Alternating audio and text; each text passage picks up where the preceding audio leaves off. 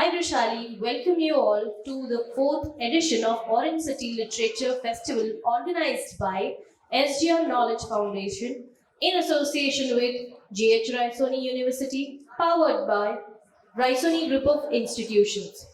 I'm sure that we are going to enjoy this interesting topic as I myself is a foodie. So I hand over the mic to our guests.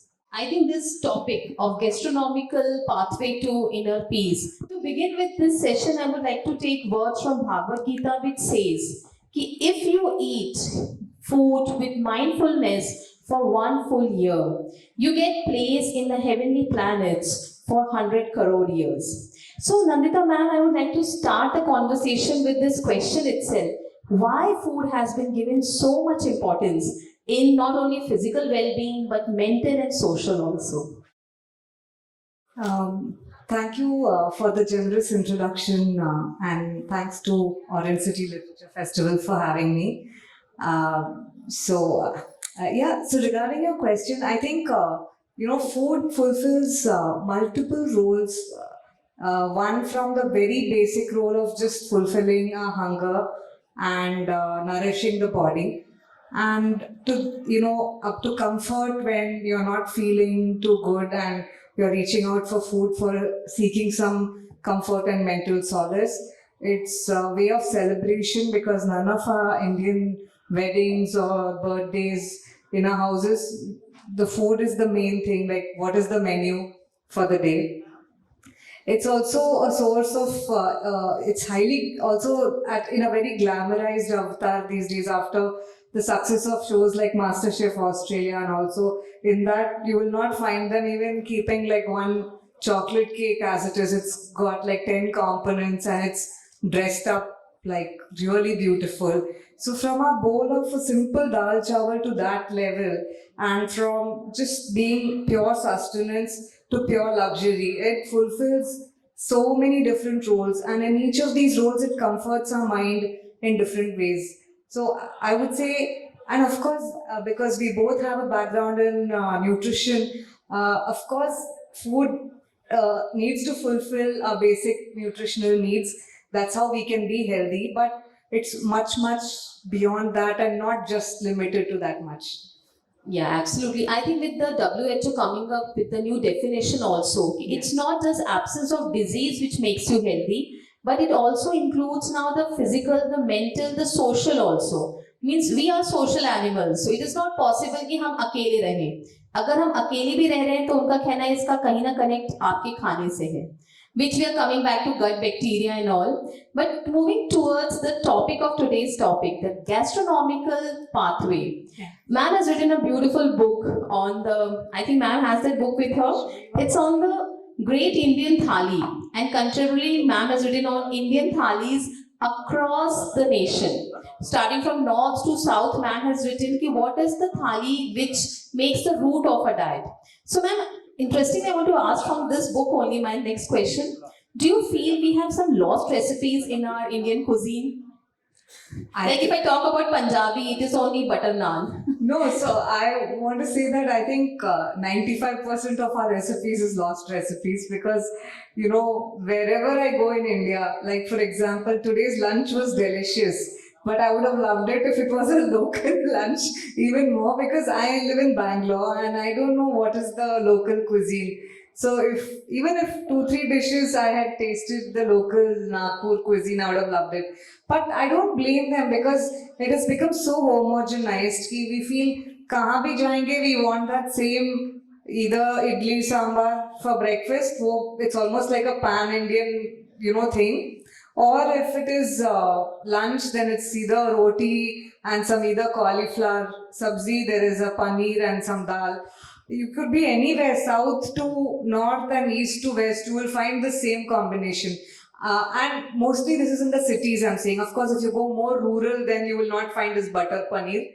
But it's become like the national dishes of India, mein ye 4-5 hi hai. So what happens to the other recipes and the diversity of Indian cuisine? Because India is probably the only country where every 50 kilometers or 100 kilometers, you will see that the ingredients have changed, the cuisine has changed, the linguistic dialects have changed. But most of us living in the cities, we have a very sanitized, very homogenized food experience, and we are losing out on the diversity. And I would hate it if we lost all our heritage and all our recipes from all around the country, and there's only Punjabi cuisine which is known as Indian cuisine. So, like how Bollywood makes it look like only one kind of wedding happens in India, and across the world, people who see these Karan Johar type movies, they think all the weddings happen like this, but that's not the truth, right? Nobody has 5-day weddings and people hiding slippers and all that. That's not doesn't happen in a Tamil wedding for sure. So I think we should not just paint the whole country with one brush when we have so much diversity, in order to preserve that diversity and not lose out on what we have, the rich heritage and the diversity. Absolutely. I will take a few questions on this, ma'am. Sure. Since you have a book on the diversity of Indian cuisine itself. So let's talk about some cuisines today. So what happens to be your favorite dessert cuisine across India?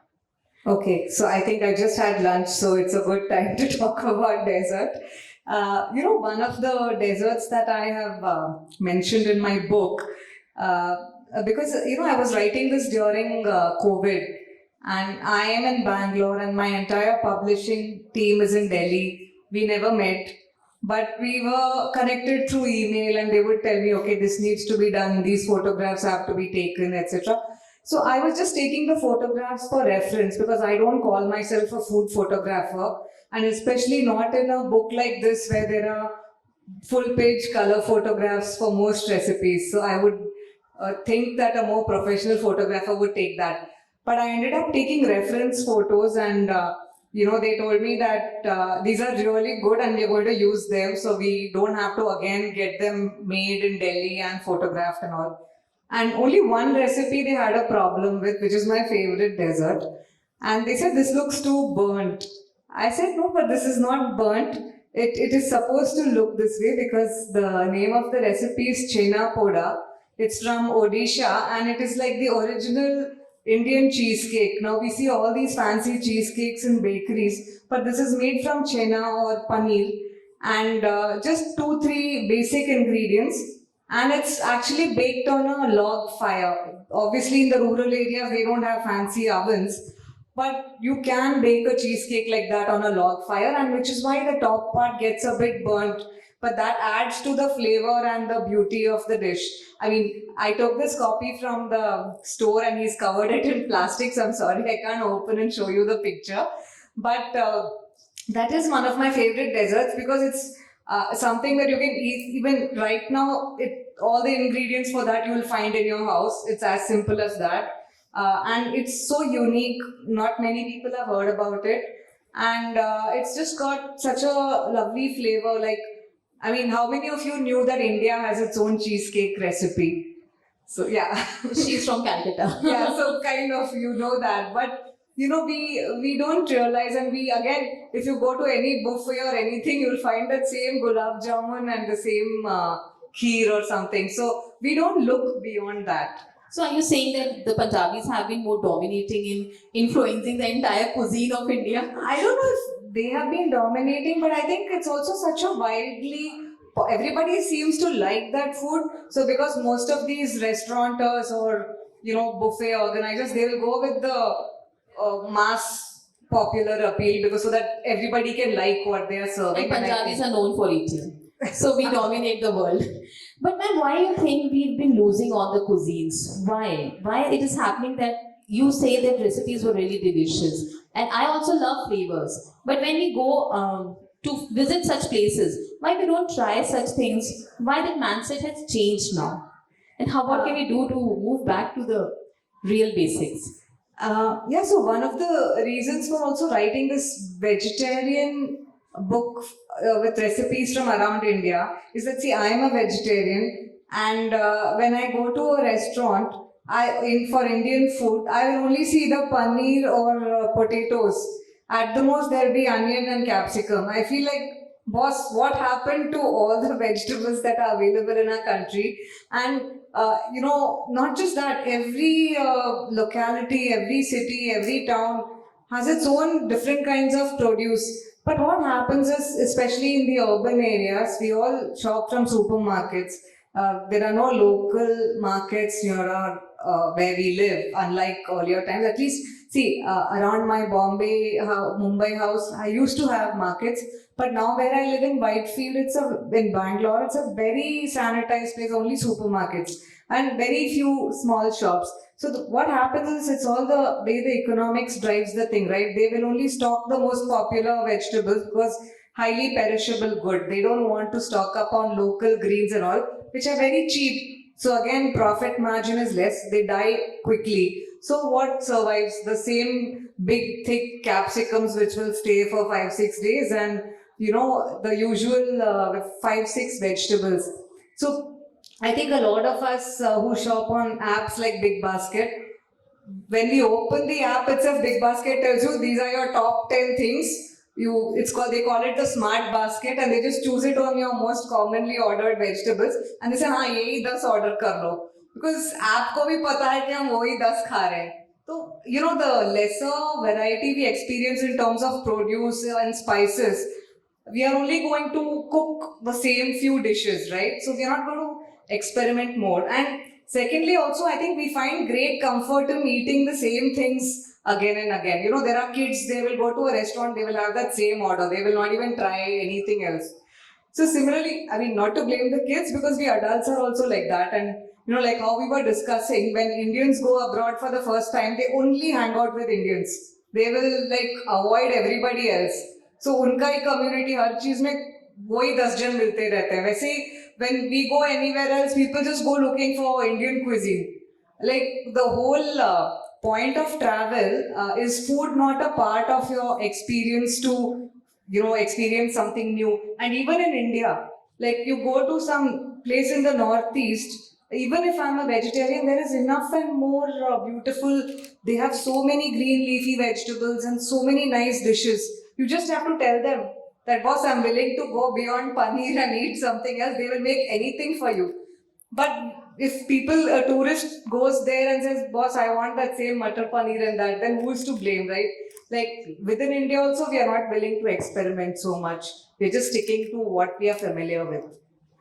I think then with the presence of youngs in front of us, can we talk also upon the emotional impact food has on us? Because we see that whenever I give my personal experience always, if I'm ever depressed or so, I love to eat Rajma Chawal. And the very experienced Rajma Chawal, because my mom used to make really lovely Rajma Chawal. So how can we relate food to our emotional well-being also? See, it's such a lovely question, and I'm sure all the young adults here can relate to this. A lot of us, when we try out some dish, you may try it at your friend's house, at your neighbor's place, or wherever. You say, but it's not like the way my mom makes it. And especially when a married guy says that to his wife, he's going to get into trouble for sure. But, why do people say that? Are they comparing the tastes? No. They're actually comparing the feelings of that nostalgia, what they ate when their mom served it to them. And that feeling is not going to be repeated. You can have that same dish made by a super Michelin star chef, but that feeling of nostalgia that you had when your mom or your grandmom or your aunt served it to you is never going to be repeated.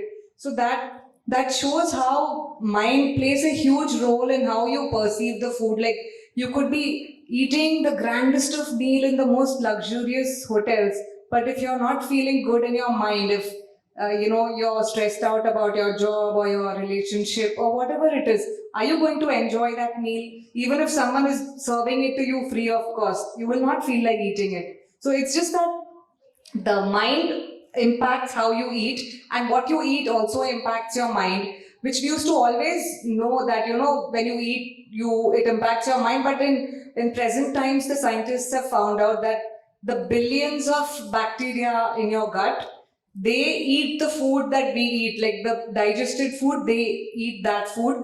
And the byproducts of these bacteria are the neurotransmitters like dopamine and serotonin, and these are what affect your mind. So that is the whole gut-brain axis that science and researchers have proven that it exists. So it's not just a way of saying that, food is affecting your mood and your mind, and it's a proven thing, and it's a proper physical thing that exists.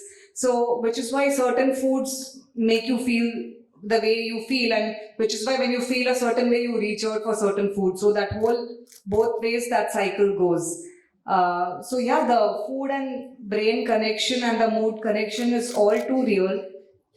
And I think the way we experience food also plays a big role in, you know, how we feel about eating a meal. Like, are we just gobbling a bowl of food watching Netflix, or are we sitting around a table joking with our family or friends and eating together? That again, both the same food, different scenarios, completely different effect. And it has a different effect on body also. Yeah, body. If you and mind. eat with the family and with mindfulness, it is going to affect your body in a very positive way. Otherwise, it's going to increase the toxin levels in your body, and again, you'll be ending up telling a doctor कि खाने के बाद भी मुझे नींद आती है. It's a very common question कि खाना खाते ही नींद आ रही है. How is it possible? So check out how you're eating today. Now it brings me to another interesting question to you. Do you feel that there's a science behind cooking, but there's an art also involved in cooking? So moving girls from kitchen and boys to kitchen is also a good ratio now? Because I think boys are more artistic than girls. No, boys should be, I don't know about the artistic part, but boys should be in the kitchen, because I don't think cooking or, is anything, it's a life skill more than anything else.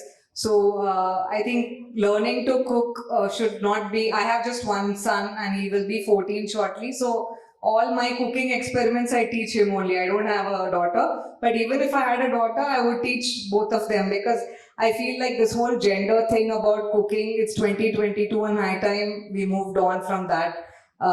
It's no longer that women should cook and men should not cook. So that is a very straightforward question. But the second thing about food being art is so right. Because, 15 years ago, some of you might have been very small at that time, but I can see some adults in the crowd. But 15 years ago, if you stood up on the chair in a restaurant and tried to take a photo of that table, the restaurant would shoo you out. Like, what the hell is going on? Are you mad? But today it's so normal. The waiter will keep the food. हाँ ma'am पहले photo ले लीजिए फिर मैं serve करता हूँ. So it's how the tables have turned literally, and even restaurants. Because I have a few friends with restaurants, they actually design their tables in a way that they make good Instagram backgrounds. थोड़ा free का ऐसे ही publicity मिल जाएगा जब भी कोई भी आके खाना खाता है उसका photo लेता है, restaurant को tag कर देता है. They got उसका कितना भी 500 followers भी होगा तो he will get that much benefit of that. So that, and the restaurants are going more and more after plating. Sometimes I see the plate of food, there's more garnish than the food itself, because itna usko artistic bana ke they serve it. You have to literally find out what is the original dish.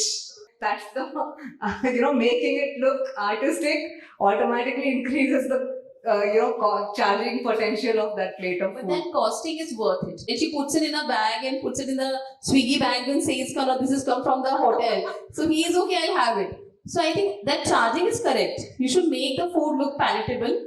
Yeah. We are talking about this because this is the new industry coming up. The gastronomic industry is growing up. We are looking more into food, healthy food choices which we can give, and people are ready to pay for that. Swiggy se I have to make a point here. A lot of dishes on Swiggy, you see their menu. ऐसे photo लेके रखे हैं, but वो सच में जब भी dish आता है तो वो वैसे लगता ही नहीं है, क्योंकि वो इतना स्टाइल करके उसका फोटो लिया है to make it look good for the app. But you can't match it with the real dish. Like, हुलिया ही बदल गया है उसका. Yeah, but if the dish was just like what you've shown in picture, then I would have loved to eat that. I would have loved to eat that also. Now, when you were moving for this book, you were writing this book, did you see some commonness in the spices also? Because as you said, India is a very diverse country, but we are still united in food also. So what is the unity in food? See, I think the unity of Indian cuisine, though it is so diverse, but there are definitely a few common threads, like, especially, see, it all depends on the agricultural background of that region. So if it is a rice producing region, you will always find a rice, some form of beans or dal, like lentils or something, some kind of vegetables, local vegetables. This standard format you'll find everywhere. And if it is, of course, a wheat producing region, you will see some form of roti, that kind of thing. So in a way, it balances out, like some carbs, some vegetables, some protein, and of course, in coastal areas, there will be some kind of a fish or seafood. So, or a more land-based areas, there will be more meat. So it's very specific to that thing, but the format can more or less be followed. Then, of course, a bit of pickle or something that you say condiment, which makes that meal more appetizing, mouth-watering kind of thing, right? Absolutely. Just a question from the audience. Do you know how many ingredients are there which we can use in our food? Just the number of ingredients available in India, which we can mix and match and use in our food. There are 2 lakh ingredients. I was going to say take a wild guess, but you There are said 2 lakh ingredients which are available. And how many does we use in our food? Yeah, maybe 100, 200, not going beyond that. A food blogger and writer like me, maybe 100, 200, but regular cooking, less, 50 maybe. I have to tell my sabzi wala, you know which sabzis I buy. Don't ask me every time. You know what I'm going to buy. Those 5 only. Yeah. So I think experimenting food is good. And also our kids' generation, they are eating even less. Unke to isme 4 hi hai. Bindi, ye wo, matlab all that gourds and all that, lauki and all anyway gets banned. So any questions coming from the audience for the author? So my question is, like, how the recipes can be sustained in the future? I mean, the present recipes, even they stand a chance of losing in the next generation. Yeah. So, and what is the reason for the extinction, and what would be the measure for survival of this? Excellent question. Too much emphasis on authenticity, saying इस चीज को ऐसे ही बनाना है, that's the first. That's like, it's the first step towards disaster, because the more you enforce that something has to be followed exactly from A to Z, people, they get scared that, oh, I may not be able to follow this. Second, unless you let something keep on evolving and keep on changing, it will not sustain. For example, language, so many words now, we keep on changing, and if you look at Old English, if you pick up some text written in Old English, you will not recognize any sentence. Similarly, if the way they say sambar actually started in Maharashtra, and now what sambar my grandmother or my mother made at home, I'm sure there's like a lot of difference. But if someone said that sambaji, what he made, same thing has to be made, maybe it would have not even traveled to South and then become the iconic dish that is now served from Kashmir to Kanyakumari in every hotel for breakfast. But this is the thing, you should allow, and giving people the option to keep changing the recipe and keep trying out new things is how the recipe itself remains. And it can take on small changes and changes in avatar, but at least it will not be extinct. And what was your other question? And why do they get lost? I think that's the reason. One is, if it is too complex, the ingredients are difficult to source, or it's too time consuming for our present day lifestyle. So, when there was this fantastic Malayalam movie called The Great Indian Kitchen, which showed how a woman is slogging in the kitchen, and her husband and father-in-law are just like ordering her about. They don't even pick up their plate. Like, she's their slave in the kitchen. And the father-in-law is, she cooks rice in the pressure cooker or grinds the chutney in the mixer for breakfast. So the father-in-law is saying, this chutney, it was not made in that hand wala thing, na? वो taste में ही पता चल रहा है. Like, he's passing a comment. She's saying, नहीं, मैंने mixer में ही बनाया, ये तो 1000 चीज बना रही थी वो breakfast के लिए. So I feel like putting these kind of restrictions on people, where in the earlier days the woman had only to cook in the house, maybe she had the time and the effort to do this. But in today's times, when they are juggling hundreds of things and expecting that, for that slight extra good taste, you should grind at home, then chutney recipe will be lost, because nobody is going to sit and make on that unless that is their full-time job. So simplifying things to suit our present-day lifestyle is also a very important thing. Absolutely, I agree to that. We have to keep the recipes intact but with modifications. The base should be there. And I think the base of food, as ma'am would be commenting on, is the soul of the food, which is with love you make the food and it should go to the person you're serving that food. मुझे नहीं लगता कि मोमोज ने कभी सोचा होगा कि उसको इंडिया ऐसा बना देगा. We can change. India is a country where food comes from other countries and we modify it as per our soul. So why Indian food soul is missing is a question to be asked. No, momo कोई personality like disorder, उसको समझे नहीं मैं कौन हूँ अभी क्योंकि उसको ऐसे ऐसे अवतार में लेके चले गए. But yeah, sorry. Yeah, I think we just need to think that our food happens to be the best, not because it is the best. Science has proven that Indian diet, if you look up to the Indian food pyramid which is coming up, we are moving back to Indian food only. Roti, sabji, dal, chawal and dahi. So we followed Western culture. Western culture is moving back to the Indian source because we have authentic results with that. So we have to go back to our own recipes. We are moving back to kanji for fermented food. Now it is there. You should make kanji out of gajar and beetroot. Yeah. So the recipes are going to come back. Just to say that in fermented food, this book came out earlier this year, and there's this whole chapter on fermentation, which again, if you go to these fancy supermarkets, you're getting things like kombucha or hot sauce. Again, kimchi. All this is sold for 300, 500 because fermented food is the in thing these days. Everybody's into this probiotic, improving your gut bacteria, etc. And these things can be so easily made at home. And again, it makes very nice condiments like, spicy and flavorful elements to eat with your food. So it's just that we lose touch with making these things and then we end up buying it for like a big amount. Absolutely. When we talked about probiotic, like we always talk that Japanese food is the highest in probiotic. We have several recipes in an Indian food. Every region has its own. I talked about kanji because it is there in the Maharashtra also. We talk about rice kanji, जिसमें rice को ferment करते हैं. So traditional recipes are united and they are the gastronomical pathway. So any other questions from the audience? Otherwise I move to my... Yes, sir. Yes. Hi, so I just wanted to ask a lot of things that happens with culinary and things. There are a lot of stories, especially in local cuisine, associated with a cuisine. And do you think as these stories keep getting lost, the recipe and the entire relevance of that cuisine also starts to lose? Very true. I mean, obviously, because I think every recipe comes with its own background and context. Which I think in today's times, honestly, we don't really dig deep into finding out history or something. There are a few good documentaries that come up about the history of our food and tracing some ancient recipes.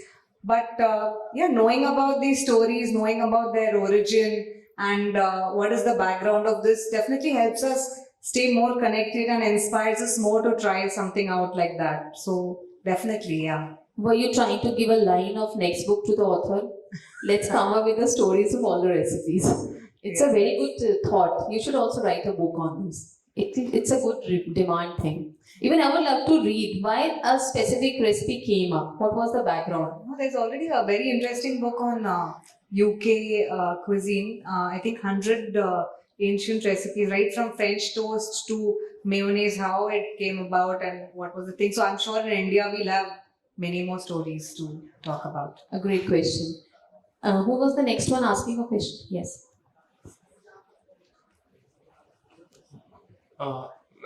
Ma'am, there is a range approx. For example, I was born in 1993. Till 2010, I was just eating normal poha and all those things. But suddenly, when I started going out, I realized through YouTube, etc., that now there's oats culture. Suddenly, I started eating oats for 5 years. Since 2016, then I started to realize there is a quinoa which is more superfood, along with foxnut, etc. Till 2020, I followed. I included that as part of my breakfast as well. Now I got to know that I think government declared to UN, asked UN to declare it millets as the international or stress on the importance of millets this year. Yeah. So now this year I started including millets as part of my diet. So do you think and with millets there is a heavy marketing or blogs that it is a lost Indian treasure in our food which has unfortunately been lost. So how does this trend affect our food? For example, it has affected my breakfast. True. But how do we take efforts to put the traditional recipes in our breakfast or somewhere else in our diet? A very important question asked by them, and I think we should have an entire session on this. It's a very good question. Because Very when we talk well about thought. millets, they were really lost in the world. And we always say eat local. We should be global, but we should eat what is grown in our own place. Like if we talk about oil only, in Maharashtra we used to have flaxseed oil earlier. But there was a history to flaxseed oil. I'll tell you a history. It was like you thoda gaढ़ा होता था. So to wash the utensils, it takes a lot of hard work. So women started discarding that oil, and they said they want only groundnut oil. Now it is being promoted as linseed oil, and we are saying it is very healthy. So somewhere things have been lost. So the government is trying to put back those things in our cuisine. Now for oats, I would just say one thing: it is not grown in our country. It is not local, not nationally local also. But why we forgot dalia? Where did dalia go? Where did poha go? Yeah, so I think, I can answer your question with one very simple example.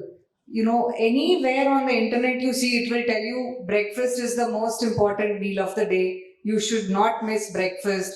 If you miss breakfast, you will gain weight. You will read all these things. But none of our ancestors ever ate breakfast. You think if our great-great-grandfather was a farmer, he was sitting on a table at 8 o'clock and eating his bread, eggs and omelette and juice and all that. No, it never happened. If they were going to the farm, they would eat something heavy and go there, or take something to the farm and eat there. But this whole breakfast concept was promoted by Kellogg's, the company, and when any big corporation pays any researchers enough money, they can easily come up to the result that the company wants to show that, if you eat breakfast, these are the benefits. If you do this, these are the benefits. So breakfast as a concept itself was promoted and sold to the people who never ate breakfast in their life. So then what about these ingredients, which are very specific ingredients, and if enough marketing money is put on that, any ingredient people can convince you to make a part of your diet. But then I think you should just stick to what agrees with your body, what is easy to cook for you, and what you think is reasonably nutritious, and not follow any trends. Even now quinoa they've started growing in Karnataka only locally, saying kyun udhar se leke aana hai. So the price from 700-800 a kilo, now it has dropped to like 150 a kilo. Literally on Amazon you will find it. So see, again, if it's grown locally, go ahead and eat it. Also the benefit is that millets take much less water to grow than rice. Rice is a very, very high water intensive crop. So are you taking a step towards sustainability? Are you helping, use lesser water for growing a certain crop? These are a lot of little reasons you can consider, but don't consider because the internet is telling you or you're seeing so many ads for this. Don't change your lifestyle habits because of that, is what I would say. But I think the young generation is conscious about their health. That is good to see. Yeah. They read a lot, they want to make the change, and then they see the change is coming or not. If it is not supporting their health, they're ready to move to the next step also. So I think this is a good platform to say 2023 is declared as Millet Year. We'll be doing various events from Government of India to promote millet. Put questions before you accept anything. Yeah. So I think we can end up. Any other question? Last question? Yes, sir. We'll take one more question. Hello, so the question is regarding the name of the dishes. Means aloo gobi ko aloo gobi अच्छी लगती है, but in some restaurant it is like a spicy golden potato with a spicy cauliflower in that with the Indian spices. Means it is normally a aloo gobi only. Means what is the logic behind it? It is changing time. It is different in the every restaurant. It is different in every outlet. It is different. ये वही plating का ही चक्कर है. अगर एक dish को इतने अच्छे प्लेट किया तो you can make it from 200 rupees to 500 rupees. So similarly, if you make a dish sound very exotic, I can understand in international flight menus they write like this because lot of other country people are coming and everybody may not understand aloo gobi. But at least I think if a restaurant in a local place, they should give the name as it is, or they're just trying to add some artificial fanciness to that to make it sound fancy. I would rather go to a dhaba where it is called aloo gobi and eat that. But I do personally ask him कि पहले मुझे photo दिखाओ because what you're telling is not going to match. I'm not able to understand.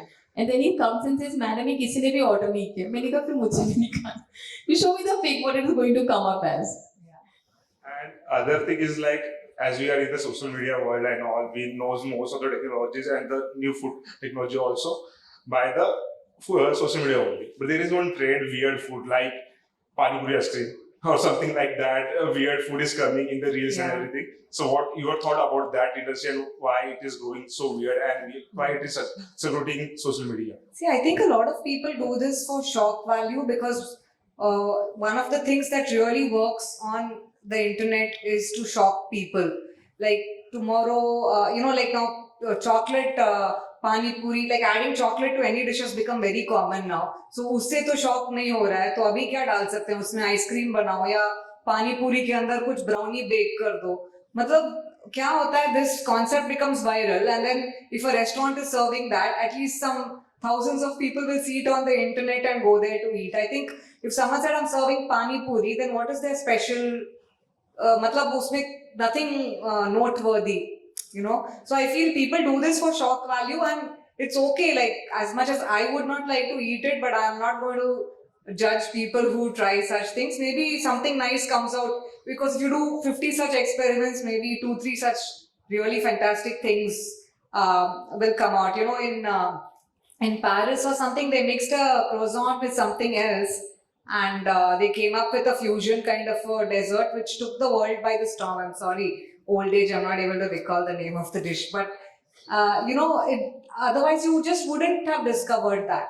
So I feel like experiment is the way you discover something new, and that new thing may give you joy or it may be disgusting, but if you don't experiment, you won't know. Before we conclude this session, what are your 3 tips for people to have a nice gastronomical experience? So if we are traveling, what should we take care of?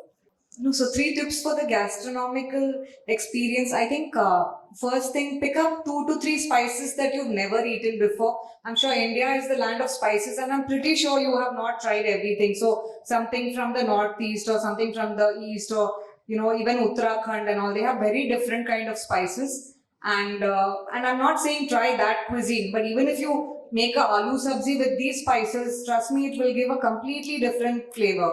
So spices just change the personality of a dish. So do that and be experimental with that. Of course, don't mix too many different spices together, then the result may not be great.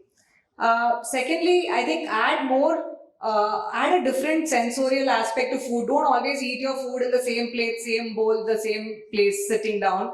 In this book called Thali, it's divided into the 4 seasons. And because I also learn Hindustani classical music, what I've done is I have created playlists for every season, and I've given a QR code for that. So when they open the book, they can scan the QR code and it will go to Spotify. And you have, like in monsoon, a whole range of ragas and music that will play. So while cooking, while eating, and the way you perceive food, the way you cook food, it will change with the way you are listening to music. It enables you to perceive it in a more deeper way. So that is one thing. Like add something. These restaurants are there which they serve you food in complete darkness with blindfold, so that you can enjoy food only with your taste buds and not with your eyes. I mean, it's not something for everybody. Maybe I may not enjoy it, but why do they do such things? To challenge your senses. So try doing a little bit, like play some different kind of music. If you're eating Indian food, play some French music in the background. Or thanks to internet, everything is available for free on YouTube or wherever. So that's the second one. And third one, I think when you're traveling, make it a point to eat that local dish. Even if you're vegetarian, I'm sure you will find something. And don't go ask for Indian food when you're in a foreign country, and don't ask for your regional food when you're traveling in another state in India. Like don't ask for butter paneer when you're in Assam or something. Please try out their local beautiful dishes. It was wonderful talking to you, ma'am, and we end this session till we meet again. Thank you so much for the audience. We discussed.